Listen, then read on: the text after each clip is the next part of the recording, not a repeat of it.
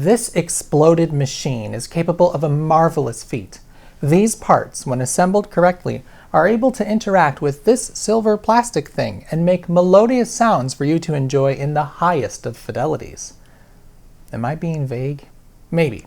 Well, more specifically, this is a compact disc player, the innards of a Magnavox CDB-260, made in August of 1988.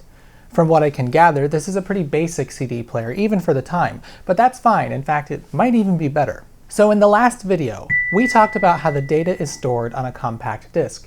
Just below the top surface of the disc, millions of little bumps are found in the polycarbonate, and the aluminum coating will reflect light like a mirror back from whence it came. These bumps from the bottom side form pits and lands, and they are what encodes the data. So the first thing any CD player will need to do is to shine a light on the CD, a light so finely focused that it's shining mostly on only one track, and it needs a way to detect the change in brightness caused by the pits. That's what this guy does here. This is the laser and lens assembly. To understand what it does, it's best to take a look at it from this angle. Excellent. Okay, so notice that there are two circuit boards at right angles to each other. This one to the side is where you will find the laser diode. This is what creates the beam of light that will read the disc. The light from the laser diode gets shot straight to the left, and a prism right about here will cause the light to make a 90-degree turn and end up going up through the lens and onto the disc. Because the disc has a mirrored surface, that light is going to come straight back down through the lens. And here's where the other circuit board comes in. Some of the light being reflected from the CD will go straight through the prism and end up at the bottom. Now you can't see them because this is sealed and I don't really want to break it, but inside, on top of the circuit board, there are 4 photodiodes arranged in a 2x2 grid. Why are there 4, you ask? Well, not only do the photodiodes need to react to the changes in brightness of the reflected light in order to, for lack of a better word, detect the zeros and ones, but they also form the basis of the focus and tracking system. Aha! A new thing to unpack. No CD is perfect.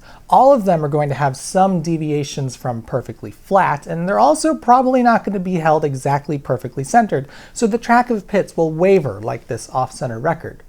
To stay on the same track of pits and lands, some mechanism will need to be able to move the lens closer to and farther away from the disc, in other words, stay focused on it, and there will also need to be a way to move the lens back and forth as the spiral track wobbles. In other words, it needs to track it. Philips' solution to the problem of focus and tracking is the less common one, but it is so much more elegant than Sony's, in my opinion. I'll show you Sony's system later on, but if you didn't see my last video, I showed you the disc tray of this machine and suggested it hinted at the difference. So first, the easy bit. To maintain focus on the disc, the lens is floating, and you can kind of see that there's a coil of wire that can push it up or pull it down, pretty much exactly like a loudspeaker driver. The low mass of the lens allows it to react practically instantly to changes in the distance between the CD and the lens, so even a badly warped CD won't fool the CD player. Alright, we have the y-axis accounted for, but how do we move the lens left and right in order to account for a wibbly-wobbly track? Well, notice that the lens is on an arm that's surrounding a metal disc. This allows the lens to rotate around the disc, and you'll notice that this disc is a magnet. Flip this upside down and you'll find another coil of wire surrounding the magnet. This swing arm design is remarkably similar to how hard drives move their read-write heads with a voice coil, and it's this that sets the Philips design far apart from Sony's. Because the lens can move vertically and its platform can move horizontally, constant focus and tracking can be maintained. Now I'll reattach the laser mechanism to the spindle motor assembly. It has ball bearings on the top and bottom, and when this bracket is in place, the arm essentially floats and moves nearly effortlessly. This mechanism is fastened to this assembly, which also operates the disc tray. The disc tray is made in 2 pieces, and it's a rather unique design. The bottom half sort of drops down when it is inserted into the player, and you can sort of move it even while it's open. When it's holding a CD to be played, it is brought into the player, and as it reaches the spindle, the lower half drops down, and the spring-loaded clamp will rest on it. The reason why I said the tray might give a hint to the Philips pickup system is that it has a curved cutout to accommodate the path of the laser's swing. That's a telltale sign that the CD player has a swing arm laser mechanism. Now with the disc held in place, the spindle motor spins the disc and the laser will attempt to read it. And now we go back to the photodiodes because this is the really genius bit. If the disc is focused correctly and it's being tracked correctly, all 4 photodiodes will receive the same relative intensity of light. This is because the spot of light that's hitting the array is a perfect circle. Due to the optics of the lens and prism, an out-of-focus beam will morph into an ellipse, and depending on which way it's oriented, the focus is either near or far. Additionally, tracking errors, either left or right, will push the spot left or right. By comparing the relative intensities between these 4 photodiodes, the player can determine what corrective action it needs to take. So what does the comparing? Well, when assembled, the ribbon cable which carries power to the laser unit and returns signals from the diodes plugs in here on the circuit board. Now if we flip it over, we find 2 rather large chips. If we follow the traces from the plug where the ribbon cable went in, there are 4 that go right to this chip labeled TDA8808T. What does this chip do? Well, it's a photodiode signal processor for compact disc players. Its datasheet tells us that it is a bipolar integrated circuit designed for use in compact disc players with a single spot readout system. It amplifies the photodiode signals and produces the error signals for the focus and radial control networks. Well, ain't that handy? So this chip not only handles the focus, but it also amplifies the actual signal coming from the photodiodes. Neat. But it doesn't do tracking. But if you notice this strikingly similar chip, this one a TDA8809T, you might have guessed that this guy does that. But it only needs 2 inputs because it just wants the sum of these 2 diodes, which handily the other chip has generated for it. These 2 chips feed their calculated corrections up to this chip, which actually handles the voltage to drive the deflection coils for the lens's vertical movement and the arm's horizontal movement. Okay, there's one last thing that the first chip handles. It has some automatic gain control circuitry on board to actually generate a binary stream from what is the analog signal coming from the photodiodes. Remember, the pits and lands represent 1s and 0s, but we're still in the analog realm, reading voltages from the 4 photodiodes. So in essence, this chip is an analog to digital converter, creating an actual bit stream for the following components to utilize. If we follow this trace from the pin which is labeled 2 decoder on the datasheet, we'll find it heading over to this Motorola chip. Now this one was a bit of a mystery for a while. In fact, it tripped me up so much that what you're looking at now happened a day after what happened before. What exactly the Motorola chip does is not clear, as I couldn't find a datasheet for it, but it appears to be the main processor for the machine. If you look at these pins here, you'll see that they head to these connectors, which connect the main board to the front panel. These are likely inputs for the buttons on the front of the machine, as well as the outputs for driving the LEDs on the display, though there is probably some communication protocol for that task, given there are definitely not enough pins to be driving each segment and each indicator directly. What is clear is that some of these traces head from the Motorola chip up to the tracking chip, which would make sense because if the processor handles button inputs, it probably also talks to the tracking chip for navigating around the disk. But what's odd is that the datasheet for the TDA8808T said that pin 10, which is definitely this trace, I've checked with an ohmmeter, goes to the decoder. And this other big chip from Philips is called the decoder chip. What's going on? To be honest, I'm not entirely sure. I can make a few educated guesses though. First, if you haven't already spotted it, you'll see that the trace from pin 10 on the focus chip branched off here, and it also connects to the decoder chip through a resistor on the top side of the board. So the decoder chip does have a connection to the laser diode's output, but whether or not this is where it's getting the data it needs is uncertain. There are direct connections between the processor chip and the decoder chip, so it could be that this trace here is providing the decoder chip with some sort of redundancy, or perhaps even something as simple as a clock signal. One thing that is certain is that the decoder chip has a number of connections to this chip right next to it. This chip is a RAM chip, which the player likely uses to undo the cross-interleaved Reed-Solomon coding used in the disk. Remember, the data is spread about on the disk in addition to having parity bytes mixed in, so the player needs somewhere to dump the raw data stream in the short term for some data reorganization and decoding. Right, that's probably why it's called the decoder chip. If I were to make a guess, which I am doing right now, I'd say that the processor contains the lookup table and is demodulating the 8 to 14 modulation that's used on the disk. Then it generates the raw stream of 8-bit words. From that point, it sends the demodulated, but still circ-encoded data to the Philips decoder chip. The Philips chip dumps the raw data into RAM so it can reorganize and decode the circ error correction and recover the actual audio samples from the data stream. Then it can be sent to the DAC. But the processor is probably also handling the logic of the disk. There's some low-level stuff in the data stream that can be seen before circ error correction is decoded. For example, the subcode. Subcode? Have we overlooked something? Well, kinda. We've talked in the past about the table of contents and the timecode, but where are these along the disk? If the CD was just a raw stream of audio samples, how is the timecode being stored? Well, earlier I had said that 192 bits of audio samples are stored in a frame, consisting of 24 bytes. That's not strictly true, though. The frames are actually 33 bytes.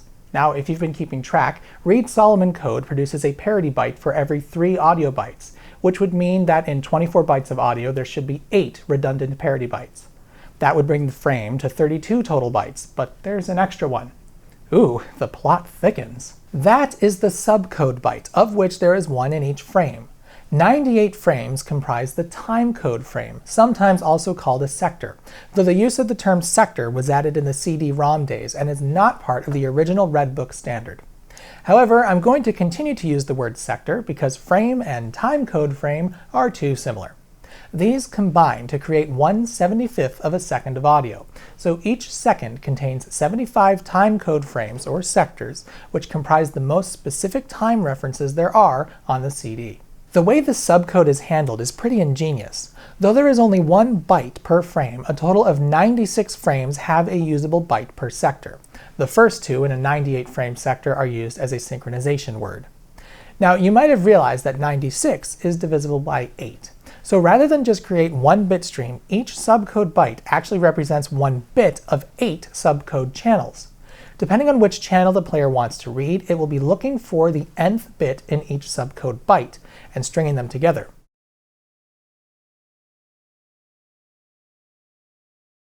And the crucial one for the timecode is the Q bit.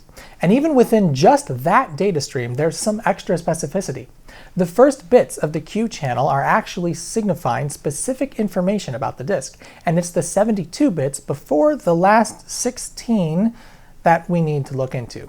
But even then, there are different modes that can be selected within the data stream of the Q channel, so there was a lot of thinking going into this. I've linked the wiki article on compact disc subcode as it goes over this much better than I can. This explains the rather elegant way in which a CD player can find tracks on a disc. The lead-in contained the table of contents, which incidentally is sent in the Q channel subcode as well, and the CD player stored it in memory. It now knows where each of the tracks are by their timecode. So when you select track 10, which the table of contents told the player can be found at this timecode, it will first send its laser to around where that timecode probably is. After all, the physical characteristics are nearly identical from CD to CD. And then it simply mutes the audio while it looks. By reading the Q channel data stream, it knows exactly what it's looking at, and it will move inward or outward in fine steps until it sees exactly the timecode that it's looking for. Then it will unmute the audio and play the song. In a rather smart move, Sony and Philips minded their P's and Q's by making these the only 2 subcode channels used in the Red Book standard.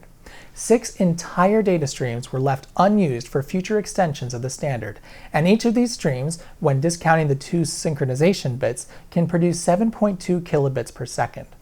Now, of course, that's not a lot, but that's 900 characters of text per second.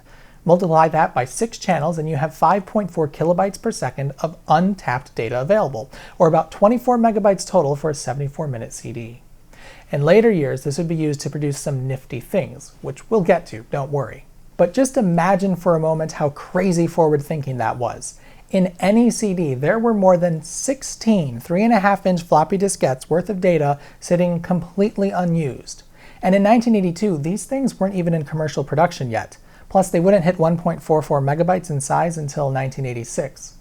In a time when hard drives for computers were around 10 megabytes, if you even had one in your PC, the idea of having 24 megabytes in one place, let alone 24 megabytes of what amounted to unneeded and unused data on a sound storage medium, was quite remarkable. But remember, no one was thinking of that at all. The CD-ROM was some years away, though it does strike me as a bit of a waste that no one developed computer peripherals that could interface with the subcode out jacks found in some CD players to get programs or data off of audio CDs. That would have been kind of nifty. Now, of course, this is just an educated guess, but the decoder chip probably isn't even looking at the subcode. The Motorola chip is probably the only thing paying attention to it, and in fact it might even strip that out before sending the circ-encoded audio data to the decoder chip. But don't assume the decoder chip has an easy job. It's got a lot of math to work out to undo the Reed-Solomon code. Plus, keep in mind that there are 16-bit audio samples here, but we're dealing with 8-bit words, so it needs to decode what exactly each sample is and send this and this alone to the DAC. Which is definitely the role of this chip. Flipping the board back over, if we follow the traces, we find we've got a couple of connections to this little 8-pin chip. And believe it or not, that is the DAC. This diminutive TDA1543 is all that we need to turn ones and zeros into music. Just provide it with a clock signal, your data stream, a power and ground, and you'll get left and right channel outputs on pins 6 and 8. Now the datasheet says that pin 3 is the data input, and if we follow the trace back, sure enough, this heads to the Philips chip. So let's put this entirely back together. The circuit board is held down with only one screw, as it also gets support from the screws on the rear. The CD mechanism rests above the circuit board here, and we need to plug in the ribbon cable for the laser mechanism, as well as the spindle motor and disc tray motor. The disc tray slides back in place like this, though you have to kind of hold up the movable piece as you do so, and now we're ready to put the faceplate back on. Simply plug in the connectors to its circuit board for the display and buttons, and don't forget the headphone jack, and now we just have to put on this plastic thing which connects the power button to the actual power switch, which is way back here for some reason, and now it's more or less assembled. Well, except for the cover. So now let's play a CD. I turn the player on and you'll see that it performs a check of whether or not a CD is in it. It's empty, so it enters a standby mode. I press the open-close button and the motor pushes the tray open. Now I deposit my disc of choice and press the open-close button again. Once the tray has closed, the focus chip performs its initial focus routine, where it sweeps the lens from its lowest to highest position in order to detect whether or not a disc is there. Once it sees the disc, it locks focus on it, and as the disc is spun by the spindle motor, it begins analyzing the ratio of stimulation between the two pairs of photodiodes to maintain focus even on badly warped discs. Now the tracking chip kicks in, nudging the laser left and right at the request of the Motorola chip, which is working for the Philips chip. The tracking chip is helping to look for the table of contents. Once it's seen it, it locks onto it, and the processing chip loads the TOC into memory. At this point, the player re-enters the standby mode. If I had selected play or pushed the tray in rather than hitting the close button, it would have started playing immediately after loading the TOC. In any case, it's ready to play the disc. I hit play, and the disc begins spinning while the focus chip maintains focus and the tracking chip helps to look for the beginning of the program area. After finding it, the tracking chip simply locks on to the data stream, and the raw data is processed by these two chips. Again, exact specifics unknown here. After undoing the 8 to 14 modulation, as well as reordering the data and filtering out the parity bytes from the circ error correction, the player has now extracted the raw data stream of audio samples. These are sent to the DAC, which recreates the original analog sound wave based on the principles of the Nyquist-Shannon sampling theorem. If I want to select a later track using the Next button, the Motorola chip will take over the tracking chip once more, nudging the laser farther out while it looks in the Q channel subcode for the time code of the next track. Once it sees it, it locks on to the data stream again, and the audio is processed as normal. If I select a track that's far from the start, the laser flings itself out there, still looking in the Q channel for the appropriate track. The CD player will happily decode the audio for you until it reaches the end of the last track. Now it's reading the lead out, in which the subcode will tell the player it's reached the end of the disc, and it stops. Unless, of course, you've got repeat enabled, in which case it's back to the beginning to start the whole thing over again.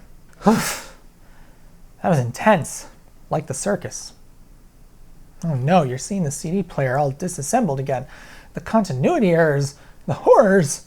Okay, I'll cut back on the silliness. This was my best attempt at explaining how this CD player works in the most comprehensive way possible while trying not to get too technical. Already I can tell this is a longer than normal video, so if you made it here, thanks and congratulations. Soon I'll be taking this back apart after I reassemble it, and adding some test wires to the board so that we can take a look at the waveforms produced by these components with an oscilloscope. That will probably be the next video on the channel, so be sure to subscribe so you won't miss it. Thanks for watching, and I really hope you enjoyed this video. It was a lot of fun to make, especially going through the circuit board, finding the data sheets, and all that jazz. As always, a great big thank you to everyone who supports the channel on Patreon. One of the greatest things about the support I have from Patreon is that it allows me to keep the channel going without resorting to outside sponsorships. I'd much rather this channel stay entirely community-driven, and thanks to people like you, that's remained the case. If you're interested in pledging some support to the channel to help it grow, please check out my Patreon page. Thank you for your consideration, and I'll see you next time.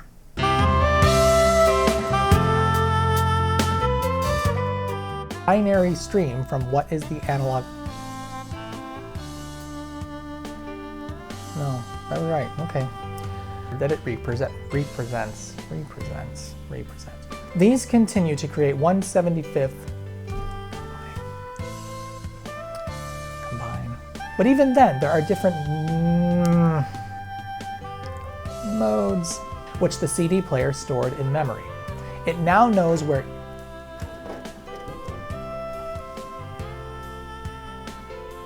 or that. Plus, they wouldn't be the 1.44 megabytes in size until 1986. They wouldn't hit. Dang it.